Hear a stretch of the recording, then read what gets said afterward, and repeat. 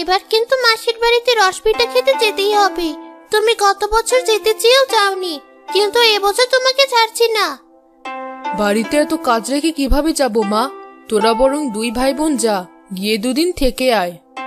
না না, এই পেতনিটার সাথে আমি একা একা যাব না। একে দিয়ে বিশ্বাস নেই, কখন কিভাবে ধরে আমাকে। দেখেছ মা, তুমি যেতে বলছো এই বিচ্ছুরের সাথে মাসির বাড়িতে। কখনো না, আমি এই বছরও রসপিঠা খাবো না, তাও এই বিচ্ছুটার সাথে যাব না। ছি মা, ও তো তোর বড় ভাই, এমন করে বলতে নেই। আর তোরা দুই ভাই বোন গেলে যা, না গেলে থাক, যেতে হবে না। ভাইয়া শোন, আর কোনো ঝগড়া না, মা কিন্তু ঠিক কথাই বলেছে। চল আমরা দুজন মাসির বাড়ি থেকে বেরিয়ে আসি। আচ্ছা ঠিক আছে, আমি তোর কথায় রাজি। তুই কিন্তু আমার সাথে ঝগড়া করতে পারবি না। আরে না, আমি মোটেও তোর সাথে ঝগড়া করব না। চল, মায়ের কাছ থেকে বিদায় নিয়ে তবেই বের হই।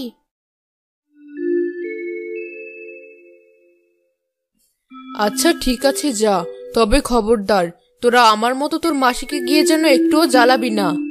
না মা, আমরা তেমন নাকি যে মাসিকে গিয়ে বিরক্ত করব। আচ্ছা ঠিক আছে, তাহলে তোরা যা। তোর মাসি তো অনেকদিন আসেনি, আসার সময় সাথে করে নিয়ে আসিস। আচ্ছা মা, এবার তাহলে আমরা আসি।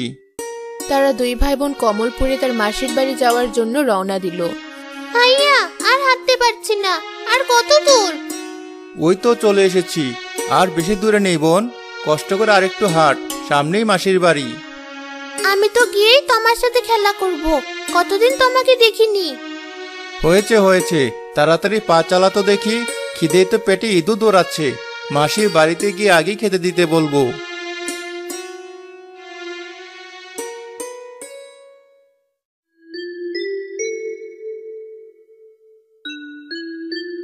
তোরা এসেছিস তিন্নি, আমার যে কি খুশি লাগছে বলে বোঝাতে পারবো না। বাবা রাসেল, তোর মা ভালো আছে? হ্যাঁ মাসি, খুব ভালো আছে। মা তো তোমাকে আমাদের সাথে যেতে বলেছে। তোর মাকে সাথে করে আনতে পারলি না? আমার বাড়িতে তো এখন রসগোরে ভরা, আমি কি আর এখন যেতে পারবো?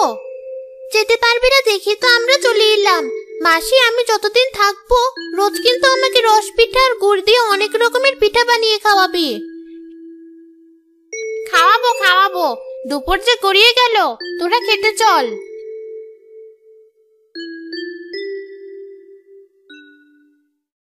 ভাইয়া তিন্নি, তোমরা তাড়াতাড়ি খেয়ে নাও।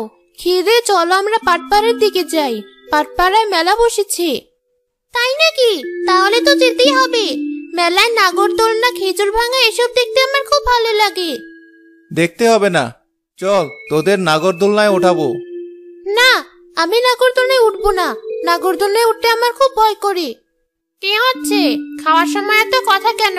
একটু বাইরে গিয়েছি, আর অমনি গল্প গল্প না করে তাড়াতাড়ি খাওয়া দেখি। গল্প না মাসি, পাটপাড়ায় মেলা হচ্ছে, সেখানে ঘুরতে যাব, তাই বলছিলাম। আচ্ছা ঠিক আছে, যা তাহলে। এর ভেতরে আমি তোদের জন্য রসপিঠা বানিয়ে রাখবো, এসে খাস। তারা মেলায় গিয়ে অনেক আনন্দ করলো, অনেক ঘোরাঘুরি করে সন্ধ্যায় বাড়ি ফিরে এলো।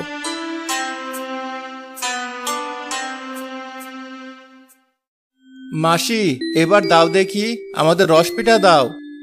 আমাকে কিন্তু বেশি দিতে হবে মাসি। আমাকেও বেশি দেবে মা। আচ্ছা ঠিক আছে, তোরা যত খেতে পারিস খা, অনেক পিঠা বানিয়েছি।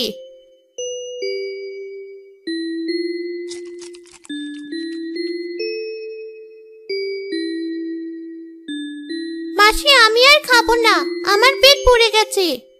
আমরাও আর খাবো না মা। আচ্ছা যা, তোরা এবার পাশের রুমে গিয়ে ঘুমিয়ে পড়। চুপচাপ ঘুমাবি, আবার তিন বাদর মিলে ঝগড়া করিস না।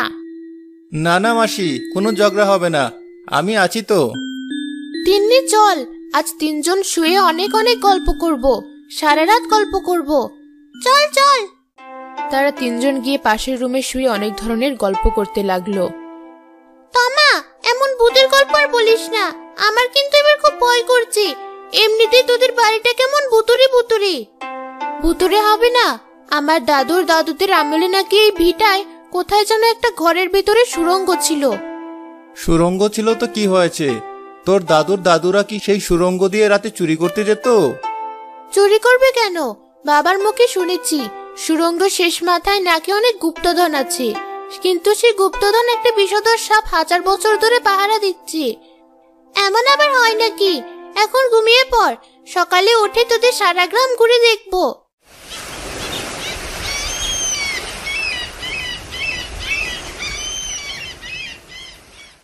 ভাইয়া, আমার এই টাকার ঘরটা আমার ঘরে মাটিতে পুঁতে দি, চুরি করে টাকা জমাবো, না হলে বাবা দেখতে পেলে আমার সব টাকা নিয়ে নেবে। আচ্ছা, একটা শাবল নিয়ে আয়, আমি এই ঘরে টেবিলের নিচে তোর টাকার ঘরটা পুঁতে রাখবো। এমন সময় তমার বাবা বাইরে থেকে তাদের ডাকতে লাগলো। তোমা, তিন্নি, রাসেল, বাইরে আয় তোরা। দেখ, রস পেরে এনেছি, মুড়ি দিয়ে রস খেয়ে যা। কি মজা, মুড়ি দিয়ে রস খাবো। চল তামা, চল ভাইয়া। বাবা, আমাদের 3 ভাই বোনকে বেশি করে রস মুড়ি দাও। খা মা খা, আজ তোরা খেয়ে যে রস থাকবে তোর মা সেটুকুই জাল দেবে।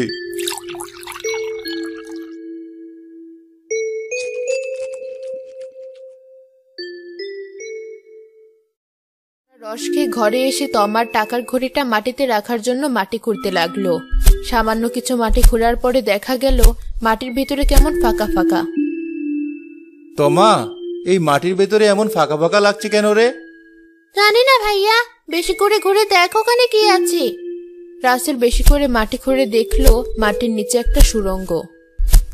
তোমা, তোর কথাই মনে হচ্ছে ঠিক, এখানে মনে হচ্ছে সেই সুড়ঙ্গটা আছে। আমি বরং আরেকটু ঘুরে দেখি। আরে, সত্যিই তো একটা সুড়ঙ্গ দেখা যাচ্ছে। তোরা এখানে দাঁড়া, আমি বরং সুড়ঙ্গের পথটা ধরে গিয়ে দেখি সামনে কি আছে।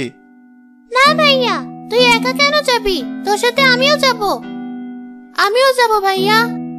আচ্ছা ঠিক আছে, চল সবাই তাহলে একসাথেই যাই।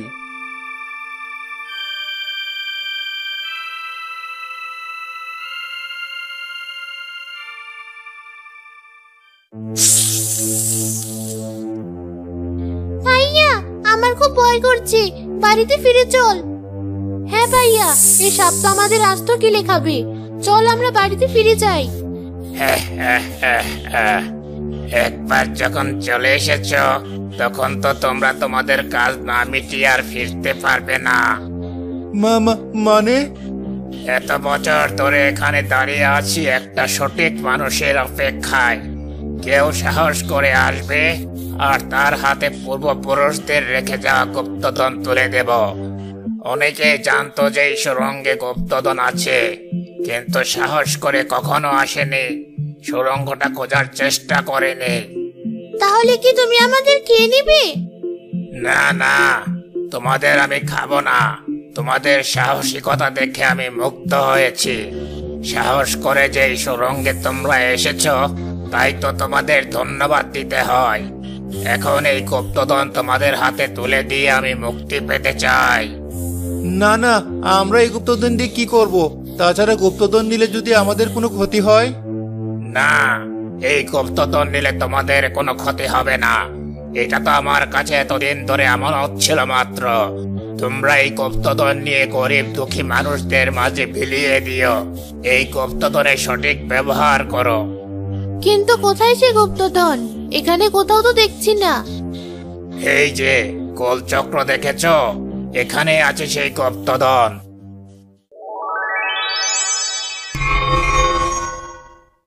এত হিরে মুক্ত? ভাইয়া, এত হিরে মুক্ত তো আমি জীবনেও দেখিনি। এই গুপ্তধন যদি সঠিক পথে ব্যবহার না করো তবে তোমরা ধ্বংস হবে।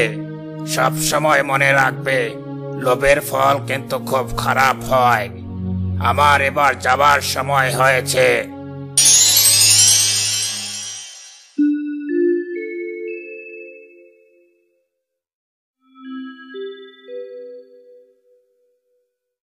কোথায় গিয়েছিলি তোরা?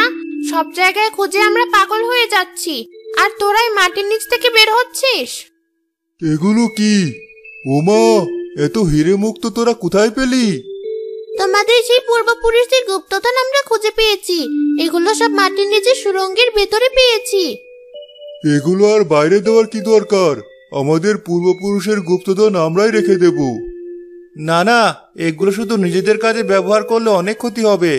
মাসি, তোমাদের গ্রামে অনেক জলের অভাব, তাই ভেবেছি একটা টিউবওয়েল আর একটা পুকুর করে দেব, তারপর গরিব দুঃখী মানুষদের সাহায্য করব। হ্যাঁ বাবা, ভাইয়া ঠিকই বলেছে।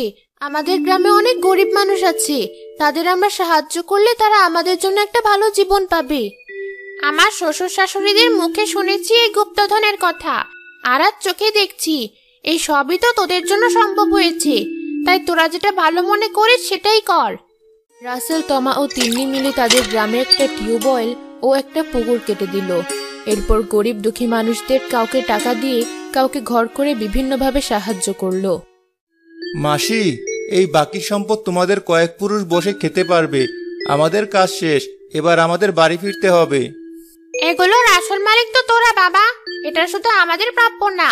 আমরা একটা বড় বাড়ি করব আর সবাই মিলে একসাথে সারা জীবন থাকবো।